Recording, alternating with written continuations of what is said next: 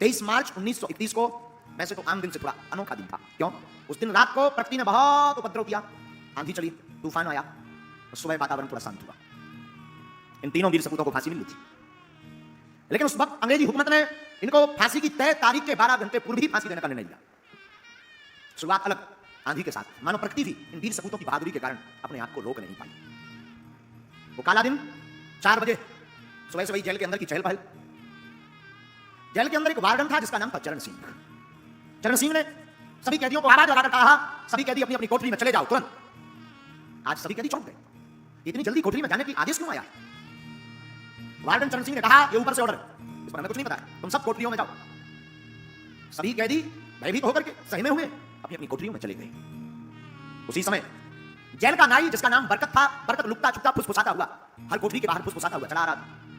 उसकी आंखें कुछ बोल रही थी, उसकी आंखें कुछ कह रही थी। वो आंखों को बार-बार नीचे झुका रहा था, अपने आप को वो संभाल रहा था। फुसफुसाते हुए उस बरकत नाई से एक कैदी ने पूछा, क्या बात है, आज इतनी जल्दी क्यों बंद किया गया हम सबको, क्या कारण है? तो बरकत नाई ने कान में जाकर के कहा, पता है, आज रात एक दिन पहले ही भगत सिंह, सुखदेव और राजगुरु इन तीनों को फांसी दी जाएगी। कैदियों की आंखों में आंसू आ गए, सबकी आंखें नम हो गई। उस वक्त पंजाब के कैदी ने बरकत नाई से कहा, क्या तुम भगत सिंह की कोठरी तक जाओगे? क्यों? जाओ, और जाकर के भगत सिंह का कोई सामान मिले, कोई पेन मिले, उसका कपड़ा मिले, उसका शीशा मिले, हमारे पास जरूर लेकर आओ। तो नाई ने कहा, क्यों? क्यों?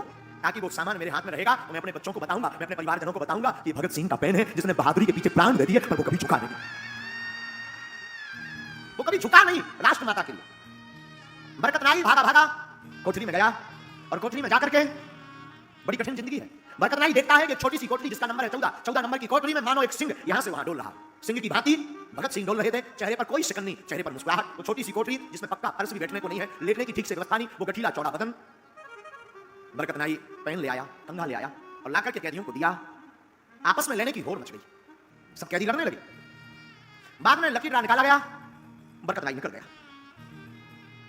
14 नंबर की कोठरी, उसमें सिंह की भांति हमारे राष्ट्र का एक बहादुर सिंह की भांति डोल रहा था। फांसी के ठीक 2 घंटे पूर्व, 2 घंटे पहले भगत सिंह के वकील थे जिनका नाम था प्राणनाथ मेहता, वो आए और उन्होंने आकर कहा, शेर तुम्हें पता है क्या, तुम्हारी फांसी की तारीख के 12 घंटे पहले ही तुम्हें फांसी दी जा रही है। भगत सिंह के चेहरे से मुस्कुराहट नहीं, और वही सिंह से जैसी बुलंद आवाज में कहा, क्रांतिकारियों को तो मरना ही होता है, क्रांतिकारियों की तो शहादत ही उनका जीवन होती। अच्छा एक बात बताओ, तुम हमारी पुस्तक लेकर आए हो कि नहीं? प्राणनाथ मेहता चौंके कि कुछ देर बाद इनकी फांसी है, ये पुस्तक मांग रहे हैं। लाइब्रेरी से जो पुस्तक लेकर के आए थे वो भगत सिंह के हाथों में दी। भगत सिंह ने बिना देर किए पुस्तक को पढ़ना प्रारंभ किया। मुस्कुराकर कहा, और कुछ? भगत सिंह ने, मेहता ने कहा कि अगर आप कोई देश को अपना संदेश देना चाहते हो, अंतिम संदेश, तो दो। भगत सिंह ने बिना अपना मुंह किताब से हटाए हुए 2 संदेश दिए, साम्राज्यवाद मुर्दाबाद, इंकलाब जिंदाबाद। बस इतना कहकर के मानो ने कोई ध्यान ही नहीं, चेहरे पर कोई शिकन नहीं, मरने का कोई भय नहीं। सिंह को मानो ये पिंजरे में जरूर बंद है, पर इस सिंह को किसी का डर नहीं। जाते जाते मेहता को देख करके भगत सिंह ने कहा, सुनो, सुभाष चंद्र बोस को मेरा धन्यवाद कह देना, उन्होंने मेरी बहुत मदद की है केस में। तुम जा तो रहे हो, धन्यवाद कह देना। और ये सिंह अद्भुत है।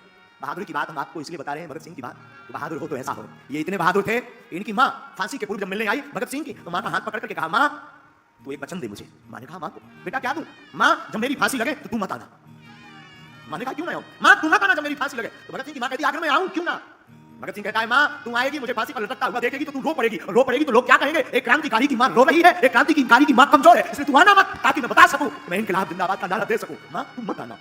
माँ मैं वचन देता हूं, फांसी पर भी मैं चढ़ते चढ़ते इनकलाब जिंदाबाद का नारा ही लगाऊंगा, मैं ये वचन देता हूं, मैं शेर का बालक हूं। माँ की आंखें डबडबा गई। भला ऐसा कौन माँ होगी जो अपने बेटे की फांसी सुनकर के उसका हृदय ना पिघले? और धन्य है भगत सिंह की माँ, उसने कहा, जा बेटे चिंता मत कर, मेरा साथ तेरे साथ मैं नहीं आऊंगी अगर इसमें तेरी प्रसन्नता है तो। ये बहादुरी की बात है मेरे साधु। माँ को भगत सिंह मिले, मेहता जो वकील थे वो अन्य राजगुरु सुखदेव आदि को भी मिले, जेल अधिकारी को समय का पता लगा कि 7 बजे फांसी देनी है, तो जेल अधिकारी ने खबर भेजी, भगत सिंह आपको मृत्यु के 12 घंटे पूर्व ही, आपकी फांसी के 12 घंटे पूर्व ही आपको फांसी दी जा रही। कुछ नहीं कहा, किताब पढ़ते रहे। भगत सिंह के जेल में एक सफाई कर्मचारी था जिसका नाम था बेबे। बेबे से कहा भगत सिंह ने, बेबे मैं चाहता हूं कि मैं फांसी के पूर्व अपने घर की अपनी मां के हाथ का बना हुआ भोजन करूं, क्या तुम मेरी इच्छा पूर्ण करोगे? बेबे ने कहा। बेबे गया तो घर से भोजन बनाकर तो लाया, लेकिन कर्मचारियों ने प्रवेश नहीं करने दिया। कर्मचारियों ने रोक दिया, तीनों को बाहर निकाला। शाम के 5 बज रहे थे, तीनों को बाहर निकाला, आखिरी स्नान करवाया। जैसे ही तीनों बाहर निकले, एक दूसरे के हाथ पकड़े भगत सिंह, सुखदेव और राजगुरु ने, और धीमी धीमी गति के साथ नहीं, बड़ी बुलंद आवाज में तीनों कहने लगे, कभी वो दिन भी आएगा, आजाद हम होंगे, ये अपनी जमी होगी, अपना आसमां होगा। तीनों को फांसी के पूर्व आखिरी स्नान कराया गया, काले कपड़े पहनाए गए। सब कैदी जेल खाने में बैठे हैं, पर आज सब कैदी चुप हैं। सब कैदी बार बार रास्ते की तरफ देख रहे हैं, बार बार चाप की आवाज सुन रहे हैं, बार बार पद कमलों की आवाज देख रहे हैं कि शायद कोई निकले जाते हुए, तो हम भगत सिंह को देख लें। तो आज सब कैदी अपनी अपनी कोठरी में तो हैं, पर कोठरी के बाहर खड़े हुए हैं, यहां से निकलेंगे तो जाते हुए देख लेंगे। और इतने में सभी अधिकारी भगत सिंह, सुखदेव और राजगुरु तीनों ने एक दूसरे का हाथ पकड़ा और फांसी के लिए चल पड़ी।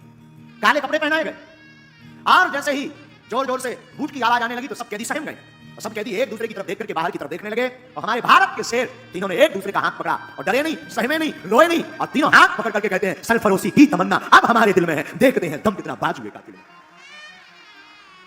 कैदियों की आंखों में आंसू आ गए, कैदियों की आंखों में आंसू आ गए, सब रोने लगे, सबकी आंख भर गई। इंकलाब जिंदाबाद के नारे लगाते तीनों शेर चल पड़े। मां को वचन दिया था तो मां नहीं आई। हमने सुना है कि घर के नजदीक जेल के नजदीक एक मकान था। कहते हैं कि जब भगत सिंह को फांसी लगी तो वो इतना जोर से इंकलाब जिंदाबाद चिल्लाए कि उस घर में हुए आवाज गूंज गई थी, और दरवाजे खोल करके वो बाहर तक निकले थे, इतना जोर से चिल्लाया था। बहादुर हमारे भगत सिंह जैसे ही पहुंचे, भजन तौला फांसी देने वाला जल्लाद लाहौर के नजदीक सहरा से आया था। इनके मुख पर काला कपड़ा नहीं डाला गया। तीनों से पूछा कि सबसे पहले कौन जाएगा।